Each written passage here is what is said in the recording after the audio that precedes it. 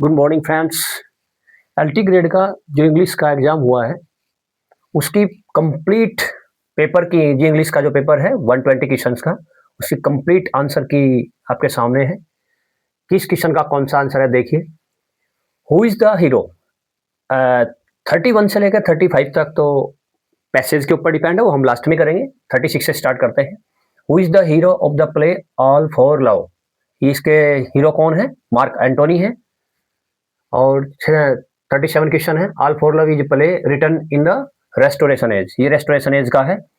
What was the name of the village goddess in Raja Rao's Kanthapura. Kanthapura के अंदर जो देवी थी उनका नाम क्या था? कंचम्मा। और 39 है। The title things fall apart has been taken from the poem the second coming. Second coming से लिया हुआ है, डब्ल्यू बी येट्स की जो पोएम है। 40 क्वेश्चन है। The romantic age was an age of imaginative and sensibility. The ultimate purpose of tragedy to create the effect of catharsis. What is a quatrain? Quatrain बोलते हैं जो 4 लाइनों का para होता है, 4 line stanza. Which of the following pairs of literary works and the year of publication is correctly matched? कौन सा इसमें करेक्ट मैच है? इसमें है मिस्टर्स डैलोवे जो वर्जीनिया वुल्फ का है, 1925 में जो पब्लिश हुआ था, 1925 में इसकी डेट ये मैच है। उसके बाद 44 है। How many speakers are involve in a dramatic monologue. Dramatic monologue के अंदर कितने होते हैं स्पीकर? सिंगल स्पीकर होता है और एक लिसनर होता है, तो सिंगल स्पीकर इसका राइट आंसर है। क्वेश्चन नंबर 45 है। Before writing a letter the writer should have a clear idea of some facts which of the following is not appropriate in this regard. तो इनमें से कौन सा सही नहीं है? देखो, the reason for writing letter ये बिल्कुल सही है, कारण होना चाहिए पत्र लिखने का। Information about the reader of the letter, जो लेटर हमें रीडर को लिखना है, जिस जो पढ़ेगा उसको, तो उसकी इन्फॉर्मेशन भी होनी चाहिए, ये भी बात सही है। Content of the letter, letter को लिखना कंटेंट। लेकिन द बॉलीवुड डिक्शन इसका कोई जरूरी नहीं है, ये इसमें गलत दिया हुआ है, इसकी जरूरत नहीं पड़ती है लेटर के अंदर। 46 में if music be the food of love play on is opening line of twelfth night. आपने पता है ट्वेल्थ नाइट की ये लाइन है, तो इसका सही आंसर क्या है? Twelfth night. The play all for love ends with speech bye, जो ऑल फॉर लव है उसमें सबसे लास्ट में जो स्पीच देता है वो सेरापियन देता है। सेरापियन स्पीच को लास्ट में देता है ऑल फॉर लव के अंदर। Humanism was a central intellectual movement of Renaissance. जी, ह्यूमनिज्म जो है वो किस पीरियड का है, किस मोमेंट का है? रेनेसा पीरियड का। 48 के बाद 49 पे चलते हैं। 49 है। Who has written the following lines? I was your fighter, so one fight more. ये रॉबर्ट ब्राउनिंग की है, प्रोस्पाइस से ली गई है, रॉबर्ट ब्राउनिंग ने लिखी है। और 50 क्वेश्चन है। Transform the following sentence into the assertive sentence by choosing the right option.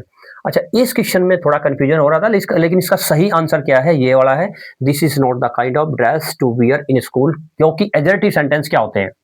Assertive sentence होते हैं क्या? देखो, इसका थोड़ा सा, अगर कोई सेंटेंस होता है कि क्या यह नीला पेन है, ये इंट्रोगेटिव है, तो इसका जो एडजेक्टिव बनाते हैं यह एक नीला पेन नहीं है, ऐसा होगा। और अगर है क्या यह एक नीला पेन नहीं है, तो इसका एडजेक्टिव होगा हाँ यह नीला पेन है। यानी अगर इंट्रोगेटिव में नोट होता है तो बिना नोट का एडजेक्टिव बनता है, और अगर पॉजिटिव होता है इंट्रोगेटिव में जो बिना उसका होता है नोट वाला, तो फिर वो नोट के साथ में बनाया जाता है। तो इसके अंदर जो सेंटेंस है, is this the kind of dress to wear in school, इसके अंदर नोट नहीं है, तो इसका सही आंसर है this is not the kind of dress to wear in school. यही इसका आंसर है, बाकी तो इसके अंदर गलत है। ठीक है, क्या यह कोई प्रकार है? स्कूल के अंदर ड्रेस पहनने का कोई तरीका है? तो यह स्कूल के अंदर कोई भी तरीका नहीं है ड्रेस पहनने का, ये इसका सही आंसर है। दोनों का मतलब सेम है। ये ट्रांसफॉर्मेशन चैप्टर के था, ट्रांसफॉर्मेशन के अंदर था वो। और अब है the idioms given below is followed by the some alternatives, choose the one which best expresses the meaning. To save one's face, to save one's face का मतलब होता है टू इवैड डिसग्रेस। ठीक है, ये इसका करेक्ट आंसर है। उसके बाद में 52, O lift me as a wave, a leaf, a cloud, I fall on the thorns of life, I bleed these lines of your, और टू द वेस्ट विंड के अंदर है जो आपका वर्क दिया हुआ है, इसके अंदर ये लाइनें आती हैं। Dryden's play All for Love is an adaptation of which of the following? जो All for Love है ये शेक्सपियर के एंटोनियन क्लोपेट्रा से लिया गया है, इसका सही आंसर है C. Where did Jawaharlal Nehru write the discovery of India? Discovery of India उन्होंने कहा लिखी थी? अहमदनगर के जो फोर्ट प्रिजन थी, जेल थे, उस जेल के अंदर लिखा था इन्होंने। लगभग 4 साल के करीब वहां पर रहे थे, तो 3-4 साल वहां पर इन्होंने ये बुक लिखी थी। Who became the poet laureate after the death of William Wordsworth? William Wordsworth की मृत्यु के बाद Alfred Lord Tennyson poet laureate बने थे, आप लोगों ने इसका पता होगा ही जी। उसके बाद है 56 question, who is the other poet whose poems are publish in lyrical ballad? Lyrical ballad में विलियम वर्ड्स के और विलियम वर्ड्स के बाद में एसटी कॉलेज, केवल ये दोनों ही हैं जिनकी टोटल पोएम्स उसके अंदर इंक्लूड है। तो विलियम वर्ड्सवर्थ और एसटी कॉलेज, इसका सही आंसर है S T Coleridge, Samuel Taylor Coleridge. Renaissance reached its glorious flowering during the, जो रेनेसा अपनी पीक पर पहुंचा था, पूरी चोटी पर था, तो उस टाइम कौन सी एज थी? एलिजाबेथन एज थी, एलिजाबेथन एज के time.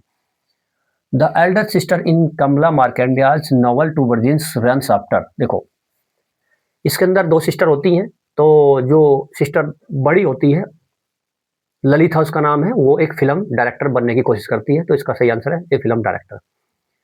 59 arrange the following place in the correct chronology order, कहीं इसे क्रोनोलॉजिकल ऑर्डर में लगाना है भैया, और इसका जो सही आंसर है, इसका सही आंसर है सबसे पहले इसके अंदर आएगा पहले वाला, यानी ऑल फॉर लव। उसके बाद में है इसमें द हैरी ऐप, ये बाद में आया था, और उसके बाद आया था सेंट जॉन, और सबसे लास्ट में इसमें ऑल माई सन्स। ठीक है, ये इसका करेक्ट आंसर है, यानी इसका है 1, 4, सेकंड और थर्ड। 60 क्वेश्चन पर चलते हैं। विच of the flowing was the most favourite form of poetry in new classical as? New classical as में सबसे प्रसिद्ध कौन सी पोएट्री की फॉर्म थी जो प्रचलित थी? वो थी heroic couplet, heroic couplet. Which amongst the following deals with the theme of adolescence? Adolescence theme को कौन सा इनके अंदर से वर्क रखता है? तो वो रखता है भैया टू वर्जिन्स। और उसके बाद 62 है, who composed the following lines? Yet all experience is an arc where through glimpse that untraveled world, ये किसकी लाइन है? ये ली हुई है रॉबर्ट ब्राउनिंग की लाइन है, ये रॉबर्ट ब्राउनिंग की लाइन है जी। उसके बाद है 63 the setting of William Shakespeare's Macbeth. William Shakespeare का जो मैकबेथ था, उसकी सेटिंग कहाँ हुई थी? स्कॉटलैंड में। कहाँ हुई थी? स्कॉटलैंड। इसका सही आंसर क्या है? Scotland. Who is the leader female character in Alexander pops rape of lock? The rape of lock के जो हीरोइन है वो कौन है? बेलिंडा है। Which of the flowing pairs is not correctly matched? निम्न में से कौन सी करेक्टली मैच नहीं है? लाइफ ऑफ सैमुअल जॉनसन किसने लिखी थी? जेम्स बॉसवेल ने लिखी थी। और life of the most eminent English poet, जो बायोग्राफीज लिखी थी, वो सैमुअल जॉनसन ने लिखी थी। और जी प्रोलूड किसने लिखी थी? विलियम वर्ड्सवर्थ ने। लेकिन जो रॉन्ग दी हुई है, जो गलत है इसके अंदर, वो लाइव्स है, इजाक वेल्टन ने नहीं लिखी थी, ये इसमें गलत दी हुई है। What instrument was used to cut a lock of Belinda का हेयर काटने के लिए, बाल काटने के लिए द रैप ऑफ लॉक में किस चीज का प्रयोग किया था? उन्होंने सीजर का प्रयोग किया था, कैंची का प्रयोग किया था। उसके बाद है 67 which of the following poems can be termed as a dramatic monologue though not written by Browning? Browning के अलावा इनमें से कौन सी ऐसी पोयम है जो ब्राउनिंग के तो द्वारा नहीं लिखी हुई है, लेकिन किसी दूसरे के द्वारा लिखी हुई है, और वो ड्रामेटिक मोनोलॉग भी है? तो ड्रामेटिक मोनोलॉग इनमें से कौन सी है? इनमें से एक तो लास्ट जची, माई लास्ट डचीज है, ये किसकी है? रॉबर्ट ब्राउनिंग की है। और इसमें दूसरी जो किसी दूसरे के द्वारा लिखी हुई है ड्रामेटिक मोनोलॉग, इसमें 2 ही है ड्रामेटिक मोनोलॉग, एक तो माई लास्ट डची है, और एक ये the love song of J Alfred Prufrock. तो ये किसके द्वारा लिखे हुए? टी.एस. इलियट के। तो इसने कहा है कि ड्रामेटिक मोनोलॉग भी होनी चाहिए और बिना ब्राउनिंग के लिखी होनी चाहिए, यानी ब्राउनिंग ने नहीं लिखी हो। तो वो सही आंसर कौन सा है? The love song of J Alfred Prufrock. 68 who has written the following lines I may adjust eternal providence and justify the ways of God to man? John Milton. John Milton की जो paradise lost है, उसकी तो theme भी यही है, the ways of God to man. ठीक है, तो जॉन मिल्टन इसका सही आंसर है। Periodical essay is so called as it was. Periodical essay को पीरियडिकल एसे इसलिए बोलते हैं क्योंकि वो पीरियडिकली ही पब्लिश होते हैं, यानी कुछ समय के अंतराल पर, या तो हर वीक में होते हैं, या मंथली होते हैं, या फिर ईयरली होते हैं। तो वो पीरियड में जो पब्लिश होते हैं मैगजीन वगैरह में, उनको बोलते हैं पीरियडिकली। तो सही आंसर यही है इसका, publish in magazines and journals which appear periodically. Periodically means समय अंतराल पर जो होते हैं। 70 which of the following is not suitable for the dialogue writing, dialogue writing के लिए निम्न में से कौन सा सही नहीं है कथन, तो इनमें से कौन सा सही नहीं है, देखो ये भी सही है, language should be polite, polite होनी चाहिए, बिल्कुल सही बात है। Attitudes and expressions should be logical, logical होना चाहिए, सही बात है, उसके अंदर तर्क जो लॉजिकल बातें हैं वही डालनी चाहिए। और the opinions from the both side should be डिस्ट्रिक्टिव, सही बात है, दोनों तरफ से डायलॉग के अंदर बराबर बातें चलनी चाहिए, लेकिन ये सही नहीं है कि लैटिन और ग्रीक से स्टार्ट होना चाहिए डायलॉग से, लैटिन या ग्रीक लैंग्वेज से, इसलिए इसका सही आंसर यही है। 71 विच of the flowing spelling is correct, correct, देखो कमेटी के अंदर, कमेटी के अंदर ध्यान रखना है आपने, डबल एम डबल टी और डबल ई आता है, डबल एम डबल टी और डबल ई का प्रयोग होता है, इसलिए कमेटी की स्पेलिंग ये वाली ठीक है, ए वाली। A mock epic is a long poem, mock epic उसको बोलते हैं जो किसी छोटी सी वस्तु को बहुत बढ़ा चढ़ाकर उस पर हास्य जो कविता लिखी जाती है इपिक के रूप में, जैसे deals with a tribal subject by treating it very dignity, बहुत बढ़ा चढ़ाकर शानदार तरीके से किसी ट्राइबल सब्जेक्ट पर छोटी सी वस्तु पर जब लिखते हैं तो उसको बोलते हैं मौखिक। Chinua Achebe has written many novels which number is things fall apart, जी इसने कहा है कि Chinua Achebe has written many novels, उसने बहुत सारे नॉवेल्स लिखे हैं, तो which number is things fall apart, things fall apart कौन से नंबर का है, थिंग्स फॉल अपार्ट है इसमें भैया आपका फर्स्ट नंबर का। उसके बाद है a sonnet is a poem of, sonnet 14 लाइनों की कविता होती है, 14 लाइन की कविता आपको सोनेट बोला जाता है और 14 लाइनें उसके अंदर होती है। Find the correctly spelled word, निम्न इसमें है जो करेक्ट स्पेल्ड वर्ड है वो है एलियनेट, इसमें ए ही इसका आंसर है। 76 which of the following novels is not written by Charles Dickens, Charles Dickens ने ओलिवर ट्विस्ट लिखा है, निकोलस निकलबाई लिखा है, ग्रेट एक्सपेक्टेशन लिखा है, लेकिन जोसेफ एंड्रीज नहीं लिखा है, ये इसका आंसर है ए वाला। 77 Shakespeare has written without rules he neglected the laws of probability who share these word, ये शब्द किसने कहे थे, ये कहते सैमुअल जॉनसन जी ने। Letters of appreciation should contain, जो एप्रिसिएशन लेटर होते हैं किसी की शाबाशी देना है, बड़ाई करनी है, तो उस लेटर में क्या क्या होते हैं, 78 है, इसमें ऑप्शन दिए हुए हैं, इसमें कौन कौन से ऑप्शन दिए हुए हैं, क्या क्या होता है क्या क्या नहीं होता है। A short introduction starting with the right age in the advertisement और the applying on our responsibility, और इसके अंदर जो है आपका फर्स्ट और जी unremunerated and the spontaneous comparisons, comparisons तो इसके अंदर नहीं होती है, बाकी तीनों इसके अंदर statement of this age education and experience, एक conclusion giving references testimonial and the expressions of the applicant's earnest of purpose, तो ये इसका आंसर है ए वाला 1 3 और ए 4। Who used comedy of humours, Ben Jonson comedy of humours के लिए प्रसिद्ध है, ठीक है। उसके बाद 80 है complete the sentence given below the using of the correct options, arms and the man is an anti romantic comedy है, ये आर्म्स एंड द मैन है anti romantic comedy. Who is the hero of Anita Desai farewell party, कौन है इसका, रमन है, ठीक है, इसका तो आपने पता ही है रमन है। What is the theme of Kamala Markandaya two virgin, two virgins जो है लिखा हुआ उसमें कन्फ्लिक्ट दिखा हुआ है मॉडर्निटी और ट्रेडिशंस का, ठीक है, east west encounter culture conflict, तो इसके अंदर ऑल ऑफ द अबो है, इसमें दो सिस्टर के बारे में दिया हुआ है। अच्छा, translate the following sentence into English, दोपहर के समय सूरज आग की लाल गेंद की तरह होता है, ठीक है, तो इसमें देखो इसमें दोपहर के समय ये तो होता ही है, दोपहर के समय तो आप लोगों ने पता ही है, दोपहर का समय at noon, at the noon, at the noon, at the noon, ये तो गलत है, इसमें एट द नाइट तो नहीं आएगा।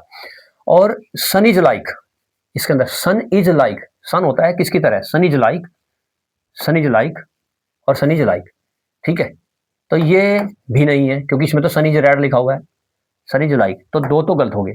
अब देखो sun is like a red fire नहीं, रेड बॉल ऑफ फायर, ये भी गलत है, तो सन इज लाइक, सन है किसकी तरह, ए रेड बॉल, एक लाल गेंद की तरह, ऑफ फायर आग की लाल गेंद, एक लाल गेंद की तरह होता है सूरज दोपहर में, इसका सही आंसर डी है।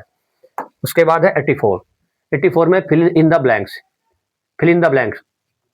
ही done this work by tomorrow, ठीक है, अगर किसी बच्चे को ग्रामर के अंदर ज़्यादा प्रॉब्लम आती है, जैसे वर्ब भरना क्या कैसे होता है, सेंटेंस को चेंज कैसे, ट्रांसलेशन कैसे होता है। तो इस चैनल पर बहुत सारी क्लासेस डाली हुई है, वो आप देख सकते हैं। बिल्कुल ट्रिक के साथ बताया है कि कोई भी सेंटेंस हो, कैसे आप बताओगे कि किस टेंस का है, ट्रिक के साथ में, और किस में कौन सी वर्ब भरी जानी है, कौन सी प्रीपोजिशन भरी जानी है, वो ट्रिक बताई गई है। जैसे इस सेंटेंस के अंदर ही है, देखो देखो इस सेंटेंस में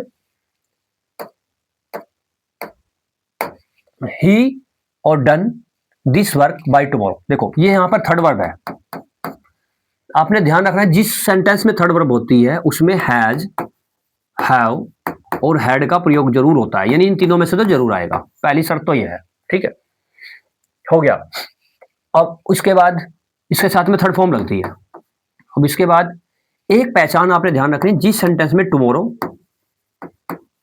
या कोई सन आ जाता है, जैसे नेक्स्ट वीक, नेक्स्ट डे, इस तरह की बात होती है, तो उस सेंटेंस में विल का प्रयोग भी जरूर होता है। विल का या फिर सैल का, विल या सैल का, विल या सैल का। ठीक है, तो दो तो हमें मिल गई बातें कि इसके अंदर सैल टुमारो भी है, टुमारो में क्या लगता है, विल या सैल, और जिसमें थर्ड फॉर्म होती है इसमें क्या लगता है, हैज हैव और हैड। तो दोनों में से देखो, हैज हैव हैड भी आना है कोई सा, और विल या सैल भी आना है। इसमें सैल तो है लेकिन इसमें हैज हैव हैड नहीं है, ये गलत है। इसमें हैज हैव तो है लेकिन विल या सैल नहीं है, ये भी गलत है। ठीक है, अब देखते हैं दूसरे ऑप्शन इसके कहां है। ये सैल भी और हैव भी है, तो इसका सही आंसर ये है, क्योंकि गागी गे वाले वाक्य में विल या सैल आता है, और थर्ड फॉर्म जिसमें लगती है उसमें हैज हैव और हैड में से कोई सा आता है। What does the poet P.B. Shelley ask the best friend to do for him to spread my words among the mankind? मनुष्य मानव जाति में मेरे शब्दों को, मेरे वाक्यों को, मेरी कविताओं को फैला दो, ये इसका सही आंसर है।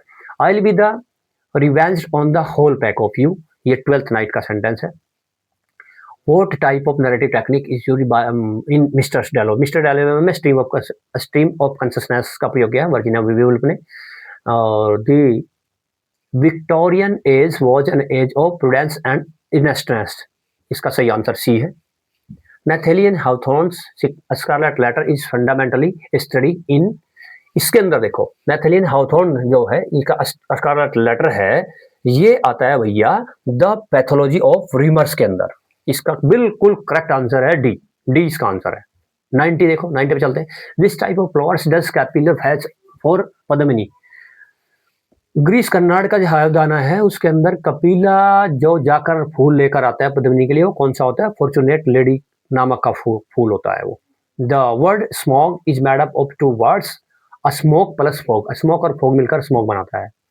Kanthapura is situated on the banks of Himavathy, Himavathy नदी के पास में स्थित है कंथापुरा, जो उसके वर्क में जो कंथापुरा में दिया हुआ है। और what is the name of the river mentioned in the Tintern Abbey में सबने पता है, ए इसका आंसर है, वे नदी के रिवर के पास में। Choose the one which best express the meaning of the given idioms. Spill the beans, spill का द बीन्स का मतलब होता है, स्पिल माना होता है फैलाना, और बीन्स मिस होते हैं मोती या किसी अनाज के दाने, तो मोतियों को फैला देना यानी अपने पास ना रखकर बिखेर देना, इसके होता है रिवील द सीक्रेट इंफॉर्मेशन, जो सीक्रेट जानकारी होती है उसको फैला देना, तो इसका सही आंसर सी है। Who is known an Alpha of the Plough, ये आपने पता है एजी गार्डनर है। Which of the following novels was not written by Virginia Woolf, two virgins. ठीक है, ये टू वर्जिन्स नहीं है इसमें, बाकी सब वर्जीनिया वुल्फ के हैं। 97 पे चलते हैं। 97 में way with which play did Galsworthy begin his dramatic career, the silver box. 98 what kind of fiction is Fielding Joseph Andrews, burlesque. ठीक है, जो जोसेफ एंड रीव है वो बर्लेस्क्यू है। The sonnet form of poetry originated in Italy, Italy से start हुई थी sonnet की फॉर्म, इटली से। Who is the poet addressing in the leave this chanting, ठीक है, रविंद्रनाथ टैगोर जी की जो लीव दिस चैंटिंग है, लीव मीन छोड़ दीजिए, दिस चैंटिंग इस जाप को, इस तरह के जाप करने को छोड़ दीजिए और जाइए मानवता की सेवा कीजिए और देश के लिए कठिन परिश्रम कीजिए। ठीक है, तो ये इसमें बताया गया है। तो ट्रेडिशनल वर्कशिप्स को मना किया इसने। ठीक है, ट्रेडिशनल जो परंपरागत पूजा पाठ का तरीका है उसने उसके लिए मना की है। ठीक है, उसके बारे में बता रहे हैं इसमें कवि। When was Soज are Mason the man published, 1898 में। ठीक है, उसके बाद में है भैया which play is famous for melodramatic elements इनमें से कौन सा रखता है, ये इसका इसका वो है। और इसका जो आंसर है जस्टिस है, बी वाला आंसर है। Jealousy is like a polished glass held to the lips when life is in doubt. ये लाइन ऑल फॉर लव में किसने कही है? वेंटिडियस ने की है। वेंटिडियस की लाइनें हैं। Choose the term that is used as the dramatic device when the character is talking to himself. तो वो सोलोलिक्यू होता है। जब किसी ड्रामेटिक मोनोलॉग में करेक्टर खुद अपने आप से ही बातें करता है, अपने आप से ही बातें कर रहा होता है, तो उसके अंदर सोलोलिक्यू बोलते हैं उसको। ठीक है, जैसे हैमलेट में बहुत सारी सोलोलिक्यू का प्रयोग किया हुआ है। The curfew tolls the knells of the day of the parting day, ये एलर्जी रिटर्न कंट्री चर्चयार्ड की लाइन है। और इसके अंदर ये आयम्बिक पेंटामीटर में लिखी हुई है। Who is the owner of the film which holder firm, who is the owner of the firm, उस फर्म के मालिक का क्या नाम है? In which Falder was working in the play justice, justice नामक नाटक में जो फोल्डर काम करता है जिस संस्था में, उस संस्था का मालिक कौन है? James Howe. ठीक है। और जी 107, better to reign in hell than serve in heaven. नरक में शासन करना अच्छा है उपेक्षा की स्वर्ग में दासी करना। ये किसने कही थी? ये सैटर्न ने कही थी पैराडाइज लॉस्ट में। Chano Achebe's Things Fall Apart depicts pre-colonial life in particular part of Nigeria। Nigeria के किस भाग में थिंग्स फॉल अपार्ट जो चिनो अचेबी ने लिखा था वो जो वर्णन करता है वो साउथ ईस्टर्न का प्रयोग करता है। साउथ ईस्टर्न एरिया नाइजीरिया का वो दिखाते हैं। विच of the following is not the heroic play of Dryden का हीरोइक प्ले कौन नहीं है? ऑल फॉर लव, क्योंकि ये ट्रेजिक प्ले है भैया। The first edition of bacon, bacon के जो एस्से है, एस्से का फर्स्ट एडिशन आया था 1597 में भैया। और उसके बाद है who was oldest animal in the George Orwell's Animal Farm. ठीक है, ये कई कुछ बता रही हैं ये कोई ये, लेकिन इसका सही आंसर ये है। सही आंसर इसका क्या है? ओल्ड मेजर है। सबसे जो बूढ़ा है इसके अंदर एनिमल वो बोर है, BOAR, बोर। बोर मीन्स क्या होता है? सुअर। और वो कौन है? ओल्ड मेजर है इसका नाम। Thomas Gray's elegy in a country churchyard is written by Thomas Gray और इन कोट्रेन, वो कोट्रेन में लिखा हुआ है। How many days had Santiago gone without catching a fish, बिना मछली पकड़े कितने दिन तक रहा था जो आपका सैंटियागो है वो? 84 डेज तक। कितने तक? 84 डेज तक, 84 दिन तक उसने कोई मछली नहीं पकड़ी थी। 85वें दिन पकड़ी थी। तो the मॉकिंग poetry which has all the epic dignity of form and idioms which the author is capable but celebrated some hopelessly tribal subject is a mock EPIC. वही दिया हुआ है जो इपिक भी होना चाहिए, और छोटी सी वस्तु को बहुत इलेबोरेट कर कर जब लिखा जाता है तो क्या होता है? वो मॉक इपिक कहलाता है। 115, convert the following simple sentence into compound, compound में करिए। ठीक है, देखो simple to compound, compound to simple में बदलने की बिल्कुल सी आसान सी ट्रिक है। एक 10-12 वर्ड तो है कॉम्प्लेक्स के, 10-12 वर्ड है कंपाउंड के। जैसे एंड किसका वर्ड होता है? कंपाउंड का होता है। और उसके बाद नाइदर नॉर आइदर और नॉट ओनली बट ऑल्सो, ये किसके वर्ड होते हैं? ये कंपाउंड के वर्ड। तो और कॉम्प्लेक्स से कौन होते हैं? Why, when, where, how. ठीक है, इफ। तो कुछ वर्ड हैं बस वो ध्यान रखने हैं, बिल्कुल आसान है। अगर आपको नहीं पता उन वर्डों का तो क्लास देखिए, आपको मिल जाएंगे। ठीक है, इस चैनल पर सब्सक्राइब कीजिए, सब चीजें आपको इसमें इस तरह की मिलेगी। तो इसके अंदर देखिए ये दिया हुआ है besides robin the poor child, बच्चे को लूटने के अलावा, बिसाइड से अतिरिक्त, ही ऑल्सो मर्डर्ड हियर, उसने उसकी हत्या भी कर दी। तो देखो ही नॉट ओनली, इसके अंदर नॉट ओनली आया है। ठीक है, नॉट ओनली आफ्टर किसका वर्ड होता है? कॉम्प्लेक्स का। आफ्टर किसका होता है? कॉम्प्लेक्स का। ठीक है, और भैया एज सुन एज कॉम्प्लेक्स का। दो किसका होता है? कॉम्प्लेक्स का। और कंपाउंड का कौन होता है? नॉट ओनली बट ऑल्सो, अभी आपको बताया था, आइदर और, नाइदर और, एंड। ठीक है, बट ये सब किसके होते हैं? कंपाउंड के होते हैं। तो not only robed, he not only robed, उसको केवल लूटा ही नहीं गया बल्कि बट ऑल्सो मर्डर्ड, उसका मृत्यु भी, उसकी मर्डर भी किया गया। तो नॉट ओनली बट ऑल्सो का प्रयोग होता है कंपाउंड के अंदर। 116, ठीक है, 116, the expressions that one talent in the poem on his blindness, that one talent, वो टैलेंट कौन सा है? कविता लिखने का टैलेंट है। तो जो जॉन मिल्टन जी कह रहे हैं ऑन हिज ब्लाइंडनेस में, ये किससे लिया गया है? ये बिब्लिक थीम से लिया गया, बाइबलिक थीम है जो बाइबल से लिया गया है। तो इसका सही आंसर है बी वाला। Who is the leader of pre Raphaelite, सबने पता है डी जी रोसेटी जी है। Who is the writer of S dream children, Charles Lamb. Expressionism, देखो जो एक्सप्रेशनिज्म है वो जर्मनी से स्टार्ट हुआ था। कहां से? जर्मनी के अंदर से, ये आपने ध्यान रखना है, ठीक है। What animal does Mildred compared himself to in Harriet? Harriet इसमें जो मिल्ड्रेड है वो किससे अपनी तुलना करती है? किससे करती है? मंकी से करती है, मंकी से।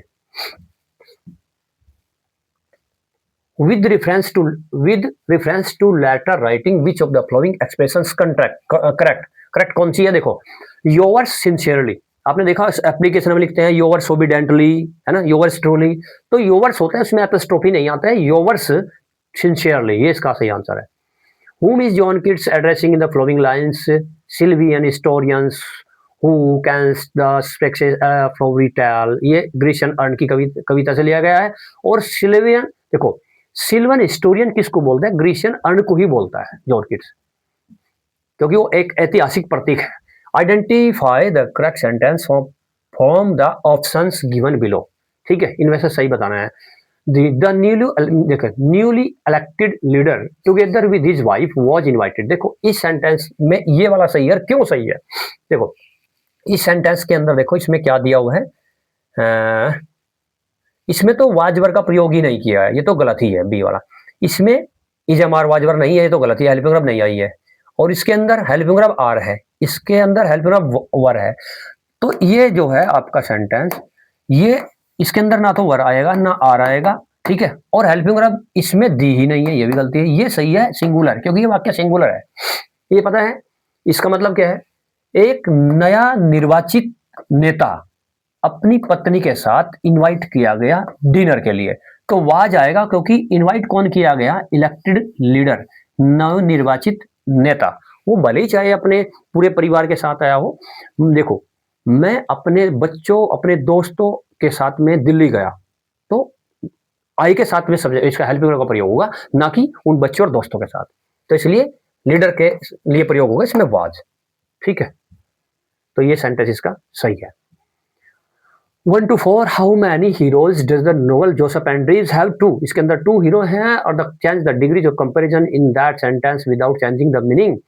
It is better to starve than beg, और भीख मांगने से तो मर जाना ही बेहतर है। It is not too so good to beg, मांगना इतना अच्छा नहीं है जितना कि भूखे मर जाना होता है। तो इसका सही आंसर बिल्कुल यही है, डी। ये ट्रांसफॉर्मेशन से लिया गया है। थॉमस ग्रे की लेजेंडरी कंट्री चर्चयार्ड पोयम किस एज की है? एज ऑफ ट्रांजिशन की, याद रखना, एज ऑफ ट्रांजिशन में लिखा हुआ था। According to Bacon, writing makes a man, writing makes a man, और इसके अंदर सही आंसर है एग्जैक्ट, ठीक है। उसके बाद चलते हैं हम 1 to 8 पर। Translate the following sentence Hindi. If A misunderstanding developed, देखो इसको ही देखते हैं। यदि एक मिसअंडरस्टैंडिंग बोलते हैं गलतफहमी, डेवलप्ड हो गई यानी विकसित हो गई बिटवीन फ्रेंड्स, दोस्तों के बीच में, तो दे वुड फैल आउट, वो क्या हो जाएंगे? वो बिखर जाएगा, यानी उनमें अनबन हो जाएगी, ठीक है। तो ये इसका आंसर है। यदि मित्रों के बीच गलतफहमी हो गई तो उनमें अनबन हो जाएगी, ठीक है। अब हो गई, क्योंकि इसमें यहाँ सेकंड फॉर्म का प्रयोग हुआ है, तो हो गई पास्ट इंडेफिनिट है यहाँ पर, और ये यहाँ पर पास्ट इंडेफिनिट के अंदर फ्यूचर का प्रयोग किया है, वुड का, विल का, जो विल की वुड फॉर्म का। Which time period of restoration period कब से कब तक था? 1660 टू 1700 तक, ठीक है, 1660 से 1700 तक। What is the year of publication of Achebe's masterpiece things fall apart, कब लिखा हुआ था? 1958 में लिखा हुआ था भैया। उसके बाद है फिल इन द ब्लैंक्स। देखो वो वर्ब भरने का आपको नियम बताया था, ठीक है। वो वर्ब भरने का नियम में एक बात और थी, जिस सेंटेंस के अंदर यस्टरडे या लास्ट वीक, लास्ट डे या कोई सन आ जाता है, ठीक है, कोई भी सन आ जाता है इन 1950, 1958, 56 या 2000, 2025, कोई भी सन आ जाता है, आप ध्यान रखना है। और उसमें नोट नहीं है, ठीक है, नोट नहीं है, तो उसमें डायरेक्ट सेकंड फॉर्म का प्रयोग करेंगे। कौन सी फॉर्म का? सेकंड फॉर्म का। तो इसके अंदर सेकंड फॉर्म आएगी। Who is called the chocolate cream soldier? इसका जो आंसर है ब्लड सिलीज को बोलती है, वो जो हीरोइन है इसकी, वो आर्म्स एंड द मैन के अंदर क्या बोलती है इसको, chocolate cream soldier, Raina. Which of the following sentence is correct, इनमें से कौन सा सही है, इसके अंदर सही है केवल हाउ डू दे प्ले, ठीक है। देखो डू डज वाले में एस नहीं लगता, ये बिल्कुल सही है। हैज बीन हैव बीन किसके अंदर आता है, हैज बीन हैव बीन, दे देखो दे के साथ में हैव बीन का प्रयोग होता है, इसलिए भी गलत है, यहाँ पर हैव बीन होना चाहिए था, इसके अंदर एस नहीं होना चाहिए था। और has they written in English, देखो ये भी दे है, दे के साथ में हैव का प्रयोग होता है, इन दोनों तो इसलिए गलती है कि हैव आना चाहिए था, ये गलती है, इसमें एस नहीं है, तो इसका सही आंसर सी है। The title of Chinua Achebe's things, ये दोबारा फिर आ गया, थिंग्स द सेकंड कमिंग से लिया हुआ है इसका टाइटल, थिंग्स फॉल अपार्ट का, ठीक है। उसके बाद में 135 ट्रांसलेट इंग्लिश में, when Swami ji was 14 years, जब स्वामी जी 14 साल के थे, ऑफ एज यानी 14 साल की उम्र में थे, एन ऑर्डिनरी इवेंट, एक सामान्य सी या असाधारण सी या साधारण सी, एक साधारण सी घटना ने इफेक्टेड प्रभावित कर दिया था हिज लाइफ, उसके जीवन को बहुत ज्यादा, तो इसका सही आंसर यही है, यही। हमारा देश हमेशा से मशहूर या प्रसिद्ध रहा है, तो our country has always been glorious, यही इसका आंसर होगा, ठीक है। देखो हमारे देश की इंग्लिश क्या होती है, अवर कंट्री, ठीक है, ये तो गलत हो गया। हमेशा की क्या होती है, ऑलवेज, ठीक है, ये भी गलत हो गया, ये भी गलत हो गया, ये भी गलत हो गया। अब बच गए कितने हैं, दो। हमेशा से मशहूर रहा है, तो सेंटेंस किसका है, हैज बीन हैव बीन का है, हैज बीन हैव बीन, ठीक है, क्योंकि जो काम कंटिन्यू चल रहा था हैज बीन हैव बीन आता है, इसमें हैज बीन नहीं है, ये भी गलत हो गया, तो ये इसका आंसर है C. T S. Eliot's repeated use of good night, good night का प्रयोग किया जाता है द वेस्टलैंड में टी.एस. इलियट के द्वारा, तो ये इको कहां से ली थी, ये हैमलेट के अंदर थी, उसे हैमलेट के अंदर से ली थी। T S. Eliot's poem the waste land is divided into 5 parts, 5 parts में आप लोगों ने पता है ही, 5 पार्ट्स में है, ठीक है। कहां किस में है, 5 पार्ट्स में है टी.एस. इलियट की, ठीक है। तो फर्स्ट नंबर पे क्या आता है, इस क्या आएगा इनमें से, थर्ड वाला है, देखो। उसके बाद फोर्थ नंबर पे क्या आएगा, ये वाला, यानी सेकंड नंबर पे। तो अब आपको बता रहे हैं, देखो burial game of fire, burial game of fire, ये भी हो गया, ठीक है। और वाटर सैड, ये बहुत बार एग्जाम में पूछा जाता है कि कैसे क्रम में लगाइए, सेकंड नंबर पे कौन सा है, थर्ड नंबर पे, तो आपने ये एक लाइन याद कर लेनी है, नंबर 1 पे ये, नंबर 2 पे ये, नंबर 3 पे ये, नंबर 4 पे ये, और नंबर 5 पे ये। Burial game of fire water sad, burial game of fire water sad, ये लाइन याद रखनी है, और आपको ये बार बार एग्जाम में पूछा जाता है कि कौन से नंबर पे कौन सा इनमें से लगाना है। In the dramatic monologue presence of A listener is implicit होती है, इसके अंदर जो प्रेजेंस होती है ड्रामेटिक मोनोलॉग में, जो लिसनर होता है सुनने वाला। ऑन इज ब्राइटनेस एग्जाम्पल किसका है भैया, है पेट्रार्कन सोनेट का है, किसका है, पेट्रार्कन सोनेट का। 141 by rewriting dramas like all for love Dryden made his name in the restoration age, भाई रिस्टोरेशन में ही तो अपना वो नेम प्रसिद्ध करेगा, क्योंकि वो इसी एज के थे ना, वो रेस्टोरेशन एज के। The devil can sit scripture for his purpose, ये लाइन मर्चेंट ऑफ वेनिस में कही गई है, किसके द्वारा कही, एंटोनियो के द्वारा कही है, ठीक है। किसके लिए कही गई है, साइलोक के द्वारा कही गई है। Macbeth dot murder sleep, Macbeth ने अपनी नींद का ही मर्डर कर दिया था, अपनी नींद यानी नींद का मर्डर कर दिया था राजा को मारकर, तो ये कौन कहता है, मैकबेथ खुद कहता है इस बात को।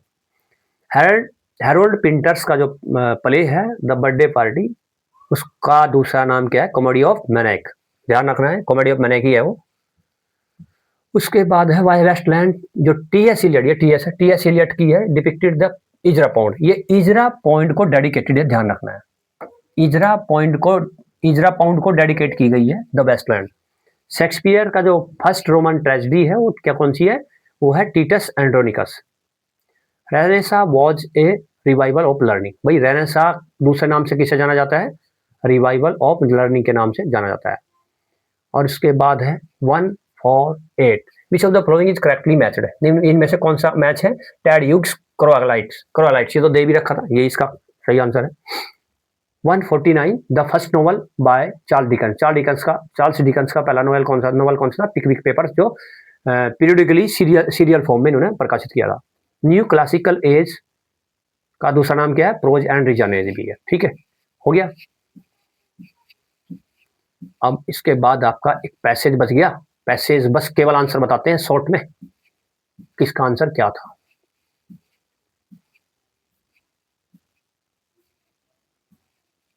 जी, ये पैसेज दिया हुआ है, किसके ऊपर था? इन्वायरमेंटल डिग्रेडेशन के ऊपर था। ठीक है, इन्वायरमेंटल डिग्रेडेशन का होता बोलते हैं वातावरण का निम्नीकरण, यानी वातावरण खराब होता जा रहा है, उसके ऊपर था।